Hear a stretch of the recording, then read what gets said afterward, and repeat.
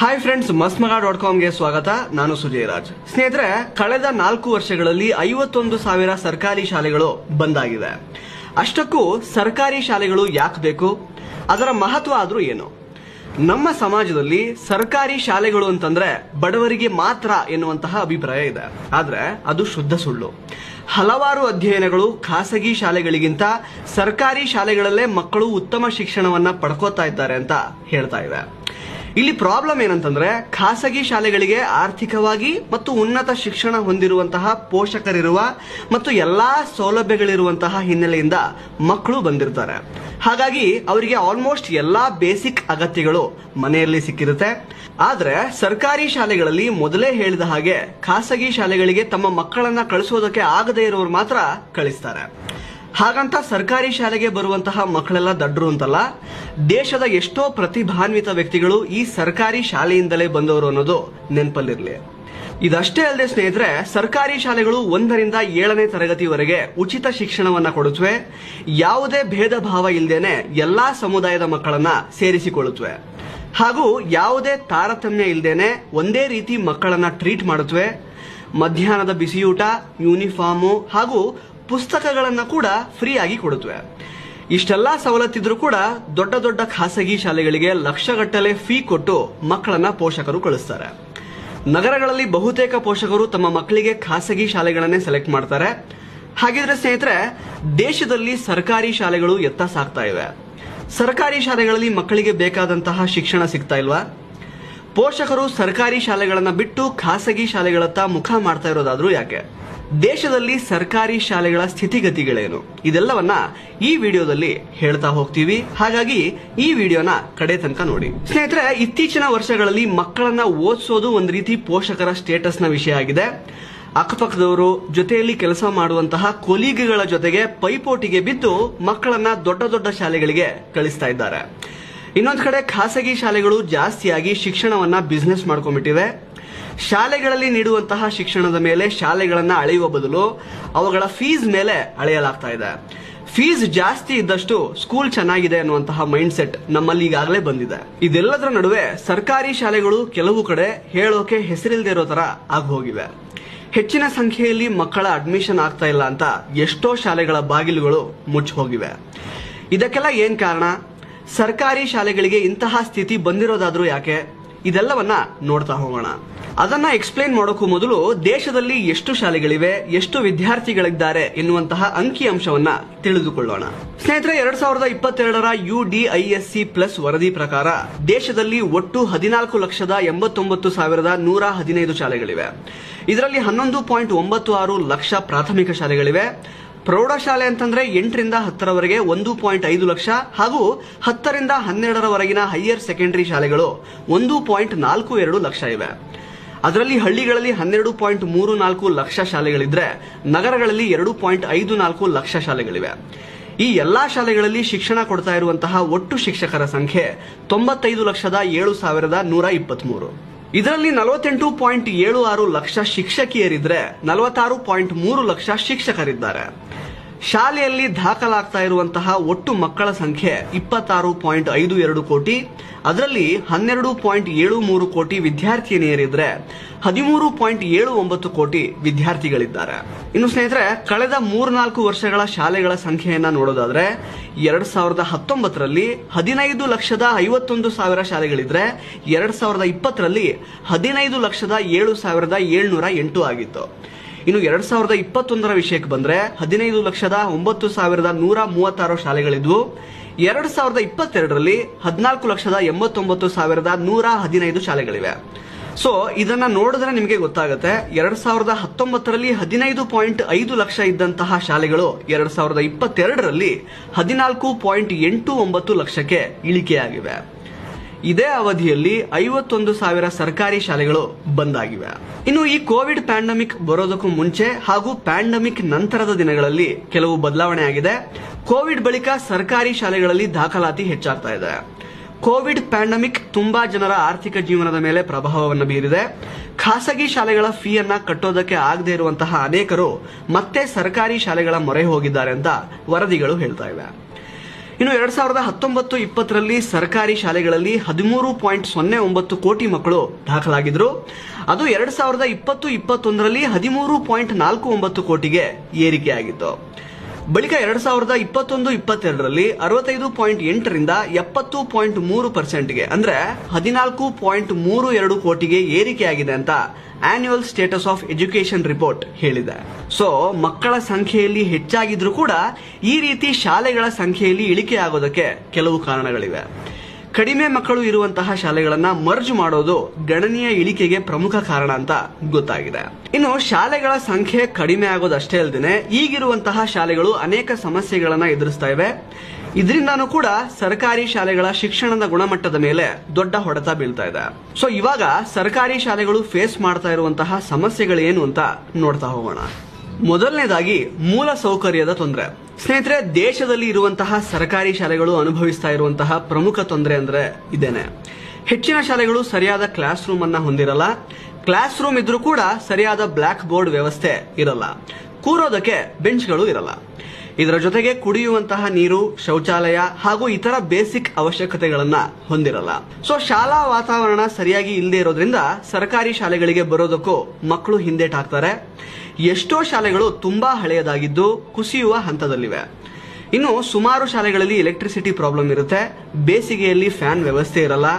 ಮಳೆಗಾಲದಲ್ಲಿ ಕೆಲ ಶಾಲೆಗಳು ಸೋರ್ತಾ ಇರುತ್ತವೆ.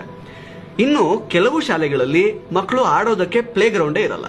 ಸೊ ಇದೆಲ್ಲ ನಮ್ಮ ದೇಶದಲ್ಲಿ ಇರುವಂತಹ ಸರ್ಕಾರಿ ಶಾಲೆಗಳ ಒಂದು ಸ್ಟೇಟಸ್ ಅಂತ ಹೇಳ್ಬೋದು. ಇನ್ನು ನಮ್ಮ ರಾಜ್ಯದಲ್ಲಿರುವಂತಹ ಶಾಲೆಗಳ ಬಗ್ಗೆ ನೋಡೋದಾದ್ರೆ ಕರ್ನಾಟಕದಲ್ಲಿ ಒಟ್ಟು 20,440 ಕಿರಿಯ ಪ್ರಾಥಮಿಕ ಶಾಲೆಗಳಿವೆ. ಹಾಗೇನೆ 21,799 ಹಿರಿಯ ಪ್ರಾಥಮಿಕ ಶಾಲೆಗಳಿವೆ. ಪ್ರೌಢಶಾಲೆಗಳು 4,819 ಇವೆ. ಈ ಪೈಕಿ 5,206 ಸರ್ಕಾರಿ ಕಿರಿಯ ಪ್ರಾಥಮಿಕ ಶಾಲೆಗಳಿಗೆ ಸಣ್ಣ ಪ್ರಮಾಣದ ದುರಸ್ತಿ ಕೆಲಸ ಆಗಬೇಕಾಗಿದ್ರೆ 5,478 ಶಾಲೆಗಳಿಗೆ ದೊಡ್ಡ ಪ್ರಮಾಣದ ದುರಸ್ತಿ ಆಗಬೇಕಾಗಿದೆ. ಇನ್ನು ಹಿರಿಯ ಪ್ರಾಥಮಿಕ ಶಾಲೆಗಳ ಪೈಕಿ 7,901 ಸಣ್ಣ ಪ್ರಮಾಣದ ದುರಸ್ತಿ ಹಾಗೂ 8,895 ಶಾಲೆಗಳು ದೊಡ್ಡ ಪ್ರಮಾಣದಲ್ಲಿ ದುರಸ್ತಿ ಆಗಬೇಕಾಗಿದೆ. ಎರಡನೇದಾಗಿ ಹಣಕಾಸು ತೊಂದರೆ. ಸ್ನೇಹಿತರೆ, ಶಾಲಾ ಶಿಕ್ಷಣ ಇಲಾಖೆ ಶಾಲೆಗಳಿಗೆ ಪ್ರಸ್ತಾಪಿಸುವಂತಹ ಫಂಡಿಗೂ ಕೊನೆಗೆ ಅಲೋಕೇಟ್ ಆಗುವಂತಹ ಫಂಡಿಗೂ ತುಂಬಾನೇ ವ್ಯತ್ಯಾಸ ಇರುತ್ತೆ. ಉದಾಹರಣೆಗೆ 2019 82,570 ಕೋಟಿ ಅನುದಾನದ ಪ್ರಸ್ತಾವನೆ ಮಾಡಲಾಗಿತ್ತು. ಆದ್ರೆ ಹಂಚಿಕೆ ಆಗಿದ್ದು ಮಾತ್ರ ಕೇವಲ 59,845 ಕೋಟಿ ಮಾತ್ರ.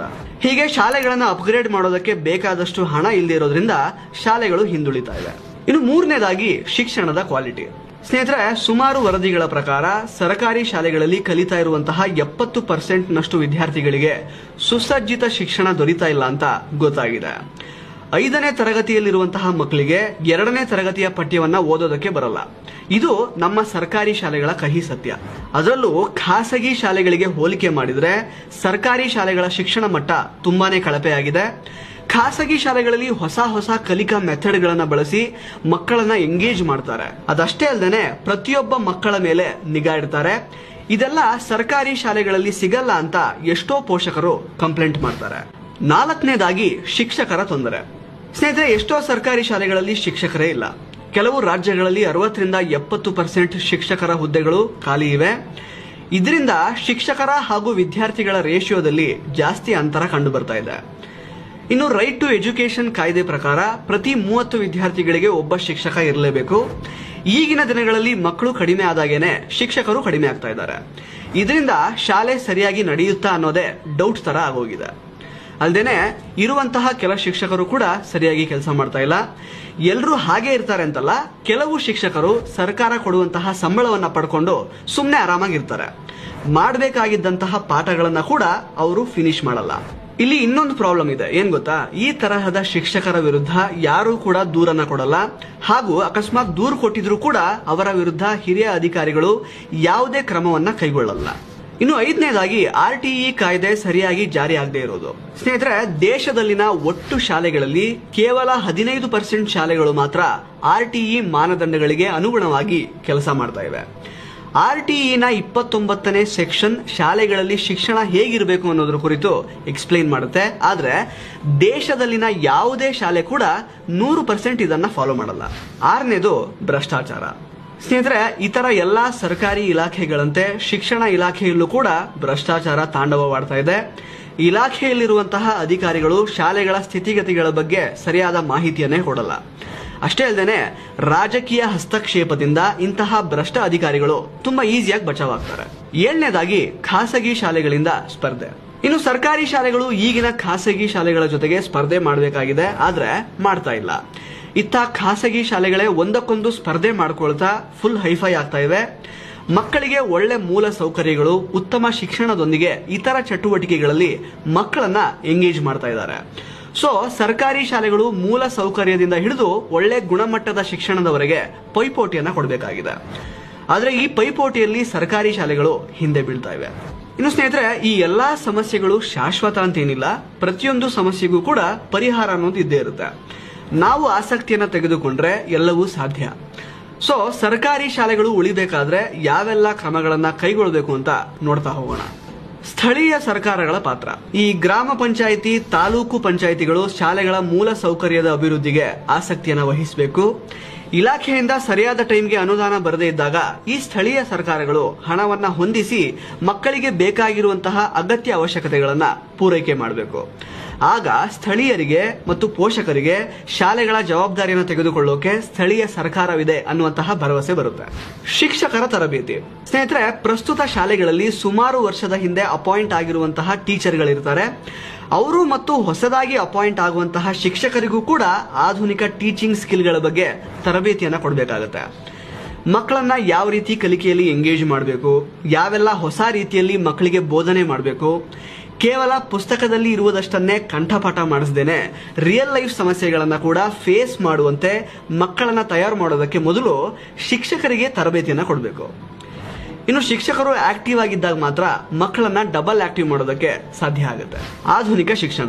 ಇನ್ನು ಸ್ನೇಹಿತರೆ, ನಮ್ಮ ಸರ್ಕಾರಿ ಶಾಲೆಗಳ ತರಗತಿಗಳಲ್ಲಿ ಒಂದು ಬ್ಲಾಕ್ ಬೋರ್ಡ್ ಇರೋದೇ ಹೆಚ್ಚು ಅಂತ ಆಗಿದೆ.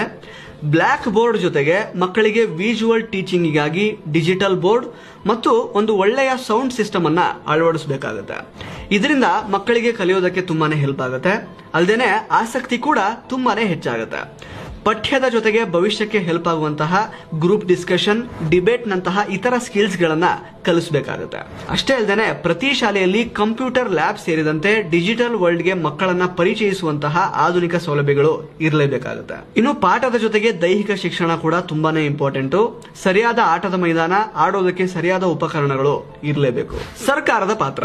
ಸ್ನೇಹಿತರೆ, ನಮ್ಮ ರಾಜ್ಯ ಸರ್ಕಾರಗಳು ಇಂದಿನ ಶಾಲೆಗಳ ಸ್ಥಿತಿಗತಿ ಬಗ್ಗೆ ಹೆಚ್ಚಿನ ಗಮನವನ್ನು ಕೊಡಬೇಕು. ಮೊದಲೇ ಹೇಳಿದ ಹಾಗೆ ಕೆಲವು ಕಡೆ ಶಾಲೆಗಳನ್ನ ಮುಚ್ಚುವಂತಹ ಪರಿಸ್ಥಿತಿ ಬಂದಿದೆ. ಸೊ ಶಾಲೆಗಳಿಗೆ ಕೊಡಬೇಕಾಗಿರುವಂತಹ ಅನುದಾನವನ್ನು ಕೊಟ್ಟು ಅಭಿವೃದ್ಧಿ ಪಡಿಸಬೇಕು. ಖಾಸಗಿ ಶಾಲೆಗಳಿಗೆ ಪೈಪೋಟಿ ಕೊಡಬೇಕು. ಸರ್ಕಾರಿ ಶಾಲೆಗಳು ಬೋಧನೆಯಲ್ಲಿ ಮತ್ತು ಮೂಲ ಸೌಕರ್ಯದಲ್ಲಿ ಯಾವುದರಲ್ಲೂ ಕಡಿಮೆ ಇಲ್ಲ ಅನ್ನೋ ರೀತಿ ಅವುಗಳನ್ನ ಡೆವಲಪ್ ಮಾಡಬೇಕು. ಜೊತೆಗೆ ಸರ್ಕಾರಿ ಶಾಲೆಗಳ ಉಳಿವಿಗೆ ವಿವಿಧ ಯೋಜನೆಗಳನ್ನು ತರಬೇಕು. ಹೆಚ್ಚಿನ ಸಂಖ್ಯೆಯ ಖಾಸಗಿ ಶಾಲೆಗಳಿಗೆ ಅನುಮತಿಯನ್ನ ಕೊಡಬಾರದು. ಪೋಷಕರ ಪಾತ್ರ. ಇನ್ನು ಸ್ನೇಹಿತರೆ, ಎಲ್ಲಾ ಪೋಷಕರಿಗೂ ತಮ್ಮ ಮಕ್ಕಳ ಭವಿಷ್ಯದ ಬಗ್ಗೆ ಕಾಳಜಿ ಇದ್ದೇ ಇರುತ್ತೆ. ಕಷ್ಟ ಆದ್ರೂ ಸರಿ ಮಕ್ಕಳು ಸರಿಯಾದ ಶಿಕ್ಷಣವನ್ನ ಪಡ್ಕೊಳ್ಬೇಕು ಅಂತ ಹೆಚ್ಚಿಗೆ ಡೊನೇಷನ್ ಅನ್ನ ಕೊಟ್ಟು ಖಾಸಗಿ ಶಾಲೆಗಳಿಗೆ ಪೋಷಕರು ಕಳಿಸ್ತಾರೆ. ಅಷ್ಟೇ ಅಲ್ಲದೆ ಸರ್ಕಾರಿ ಶಾಲೆಗಳು ಬಡವರ ಮಕ್ಕಳಿಗೆ ಅನ್ನುವಂತಹ ಭಾವನೆ ನಮ್ಮ ಜನರಲ್ಲಿ ಈಗಾಗಲೇ ಬಂದ್ಬಿಟ್ಟಿದೆ. ಆಕ್ಚುಲಿ ಹಂಗ್ ನೋಡಕ್ ಹೋದ್ರೆ ಪೋಷಕರುಗಳು ಅದೇ ಸರ್ಕಾರಿ ಶಾಲೆಗಳಲ್ಲಿ ಕಲ್ತ್ಕೊಂಡೇನೆ ತಮ್ಮ ಭವಿಷ್ಯವನ್ನ ರೂಪಿಸಿಕೊಂಡಿರ್ತಾರೆ. ಆದ್ರೆ ತಮ್ಮ ಮಕ್ಕಳನ್ನ ಮಾತ್ರ ಸರ್ಕಾರಿ ಶಾಲೆಗಳಿಗೆ ಹಾಕೋದಕ್ಕೆ ಹಿಂದೇಟ್ ಹಾಕ್ತಾರೆ.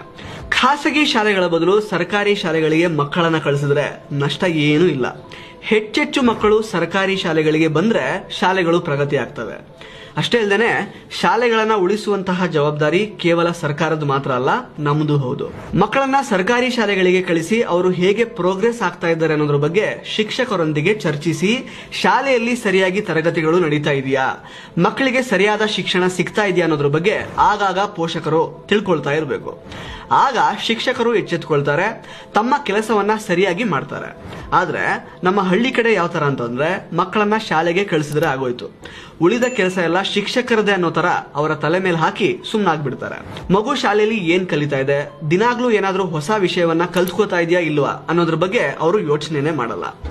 ನಿಮ್ಮ ಮಕ್ಕಳ ಭವಿಷ್ಯಕ್ಕಾಗಿ ಮೊದಲು ಪೋಷಕರ ಪಾತ್ರ ತುಂಬಾನೇ ಇಂಪಾರ್ಟೆಂಟ್ ಆಗುತ್ತೆ. ಅಷ್ಟೇ ಅಲ್ಲದೆ ಖಾಸಗಿ ಶಾಲೆಗಳಿಗೆ ಮೊರೆ ಹೋಗದೇನೆ ಸರ್ಕಾರಿ ಶಾಲೆಗಳಿಗೆ ಮಕ್ಕಳನ್ನ ಸೇರಿಸಿದ್ರೆ ಶಾಲೆಗಳನ್ನ ಮುಚ್ಚುವಂತಹ ಪರಿಸ್ಥಿತಿನೇ ಬರಲ್ಲ.